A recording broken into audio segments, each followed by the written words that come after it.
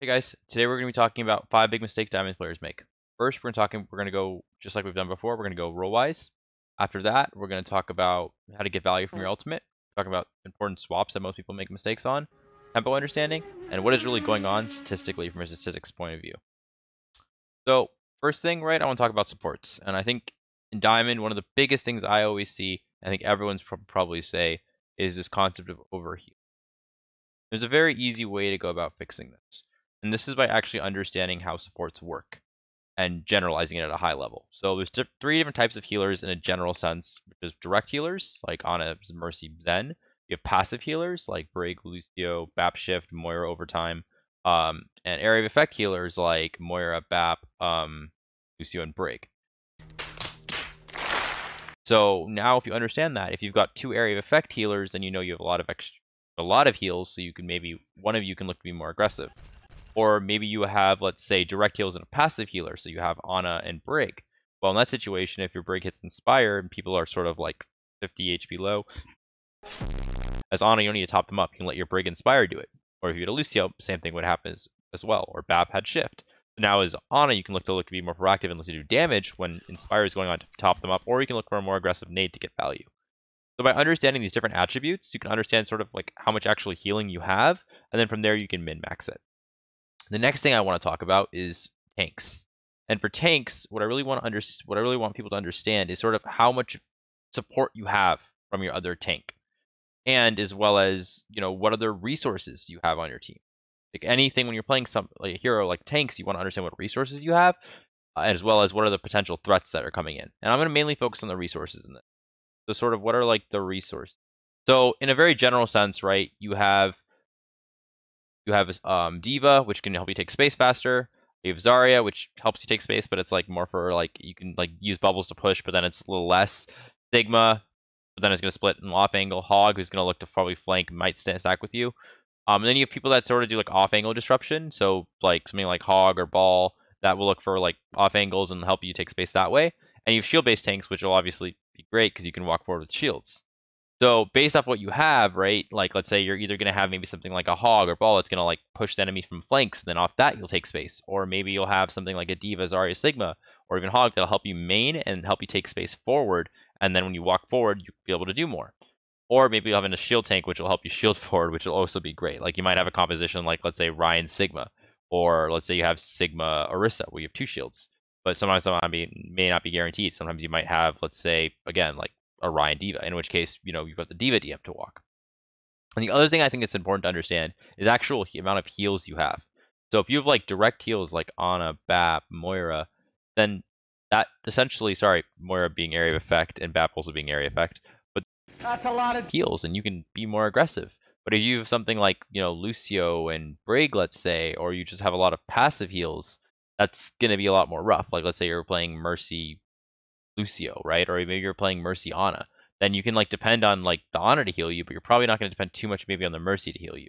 Or if you had like Lucio Ana, same likewise, you're going to depend probably on the Ana to heal you, but not really the Lucio. So stuff like this is really important to understand.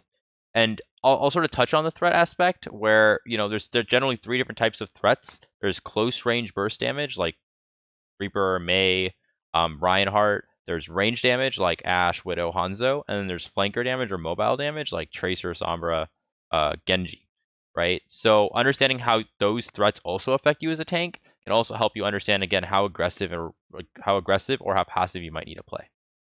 Okay, now we're going to move on to DPS. So one of the things I've noticed for DPS is essentially they struggle with target focus. They don't fully understand, right, target focus, or I'll even say like priority. Like they mess up their target priority. And they sort of mess up essentially like who they should be going on first, or like what they can abuse. So for a simple example off this right off the bat is like, oh, the enemy team has a really greedy backline. They're playing Mercy Zen, right, or Ana Zen. Then you can, as Tracer, or maybe you're playing Sombra or Genji or whatever it is, if you're a flanker, you can look to hard punish that. The other way of also looking at this, right, is maybe you need to be looking to enable your team. So maybe if your team has, a Pharah Echo, then maybe you need as Tracer or someone else, then you need to be able to pressure the enemy hit scan so your Pharah Echo can get value. You could also look to, deny the enemy flankers, because if you're playing maybe Pharah, then you have a Mercy. So then, your Mercy needs to help your Pharah, and maybe the enemy team has like a Ball Tracer or a lot of flankers, they're trying to pressure your backline, then maybe you play as Tracer to pressure their Ball or Tracer so their Ball Tracer can't get on your backline. And the last option is maybe you just need to help your team take space and play like very normal and just play to like pressure tanks. Because if you pressure tanks, then your tanks are able to take more space, and then inherently then you'll have more space to do more work. And I think the other thing that is really important, we'll talk about a bit later, but is force favored matchups, right? Like if you're a Cass and you're fighting a Tracer and you know that you can sort of outplay that Tracer, obviously yes, Tracers can outplay Cass as well. But if you're a Cass and you're good at it, you know how to hit the stuns, you know how to like force the recalls and take that matchup. Even if you're a Tracer into a Tracer and you know that you're winning the Tracer duel, force that. Like catch them off guard, force their recall, then you have recall advantage. Right? And the last one, like I said, is avoid duels. But again, and that's if you're not confident. If you're confident, you should take it. But a lot of people will take these when they're not confident, when they can just anti-LOS their Widow and then start shooting like an Ana or a Zen. And that's a lot more value, right? The enemy Widow might be like, okay, I'm gonna look for you. But instead now you can just be like, I'm not gonna worry about it, and I'm just gonna focus on the one person I need to, which is maybe the backline. Or maybe I'm gonna headshot a tank, and then right after that my tanks push forward, the tank just explodes. Hopefully that makes sense. So now I want to go into getting value for ultimates. And I think a lot of people sort of understand this in a very general way where, they think like, okay, we're going to get value out of ultimates. It's what they see in comp, if BAP uses window, I'm going to make sure I set up my window to have my Ryan fire strike it. Or Cass, you just high noon when you think you can see, you get value. Or Soldier, you must go on some crazy flank, to attack visor, which is still really good. But what I'm getting at is I think there's a lot more macro-based or even micro-based uses of your ultimates that would inherently give you more value. So for instance, one that always comes to my mind is just windowing yourself, right? Like when you play BAP, look for just solo value window. And essentially, when you do this, you can just look to pop off. And if you window yourself, you can get a kill. That's worth it. You don't have to set up the window in a way where your Ryan has to fire strike it or your Cass needs to shoot through it. Doesn't make sense.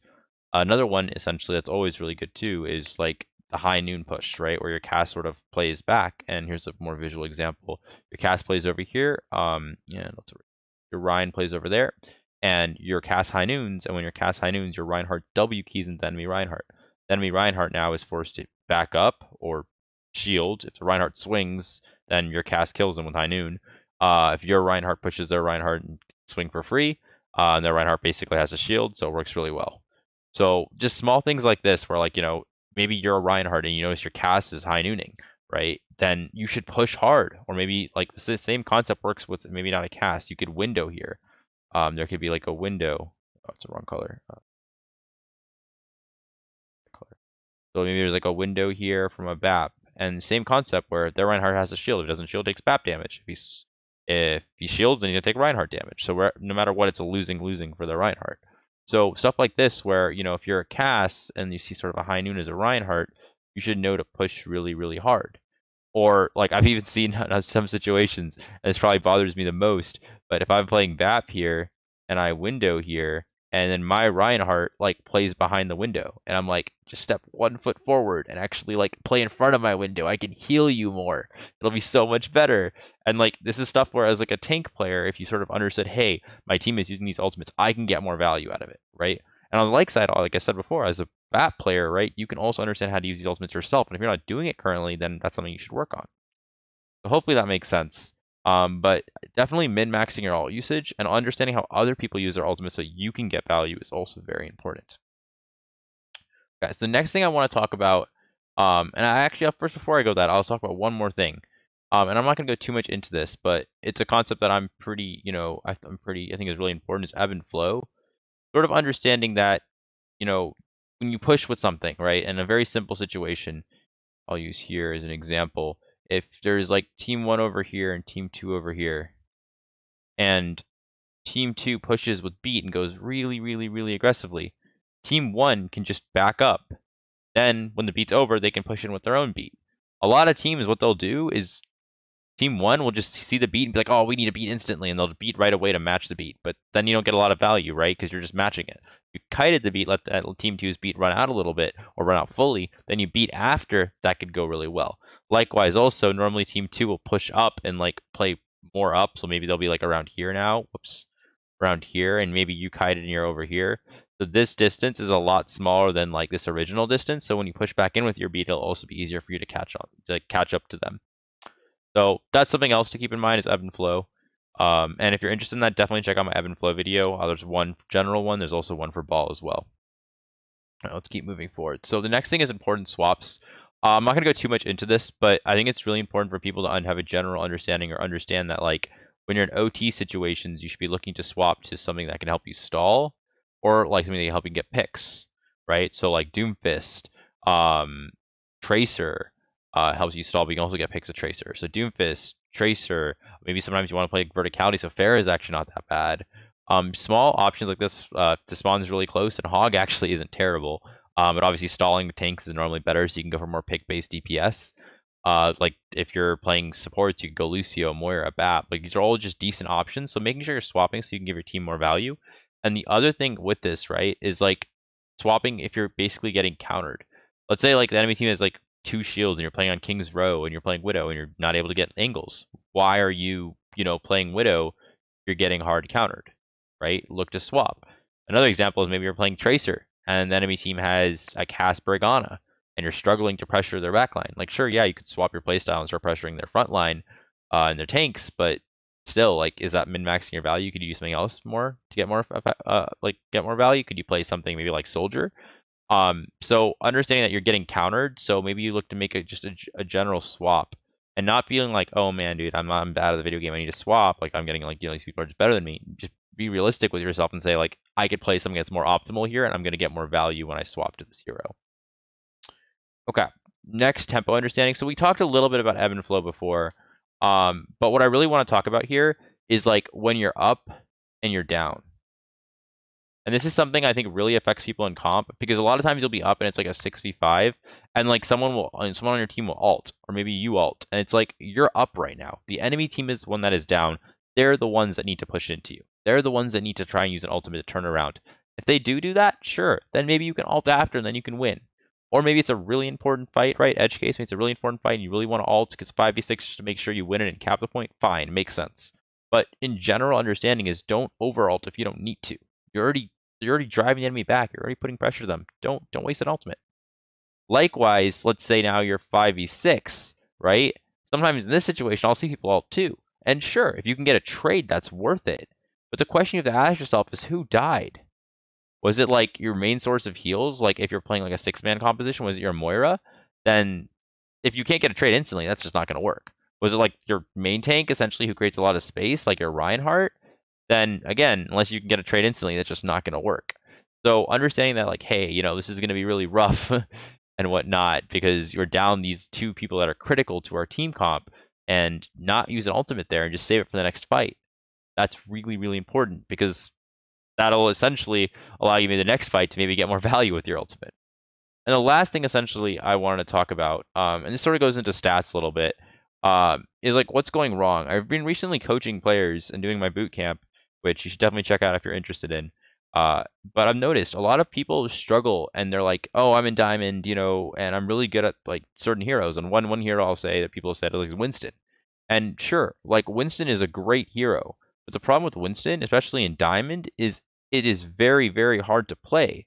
Why? Because you need supports who know how to heal you. You need also your team going in with you. And if that doesn't happen, it's very hard to get individual value. You can't like carry the game unless you're insanely good at primal mechanics and getting final blows off of that. Because whenever you jump in, right, you're trying to hold space. And if you jump in with your DPS, great, perfect. You'll be able to hold space. You'll put pressure. You'll be able to live long, and you'll get value. If you go in and you come out and your Ana is not healing you, because your Ana doesn't know where you are, or like you're like just not working, then you're not going to get heals, hence your uptime's down, right? Which is why ball and comp can be a lot better because you don't have to depend on people because you can just do your own thing, right? You can still look where your DPS are and try to coordinate with them. You can play around health packs a lot easier. So I was like, it's an interesting story because I was looking at someone and I realized that like, hey, this person has 70% win rate on Sigma, at 30% win rate on Winston, and 50-ish win rate on Reinhardt. and they had 3-4 hours on Winston, and I think they had 7 hours on Sigma, and like 1 hour or 2 hours on Reinhardt. And I'm like, well, you're struggling around this mid diamond. Why don't you just remove the Winston? Try not playing it because it's clearly not working win percentage wise. Try playing the Sigma. Try playing the Reinhardt. See how you do. Guy instantly climbed SR. And again, it wasn't because his Winston was bad. I looked at it. Winston's not bad. It's just that he's not getting the resources he needs from his team because the people in the general SR don't know how to play their heroes correctly. And nothing against that SR. It's just really tricky to run. Right? If you went to GM, maybe it would work better. Maybe. But it would still be tricky. So make sure you're playing stuff that, first of all, you're good at, but also make logical sense, and people around you and that SR will be able to help make it work. Okay? So I hope this helped. I'll be doing more of these series. The next one will probably be 5 big mistakes master players make, as well as the next one after that will be 5 big mistakes GM players make, which I think will be definitely fun. If you guys enjoyed, make sure to like and subscribe. And again, thank you so much for the people that ended up watching till the very end. That means a lot to me. And I'll see you guys around. Thank you.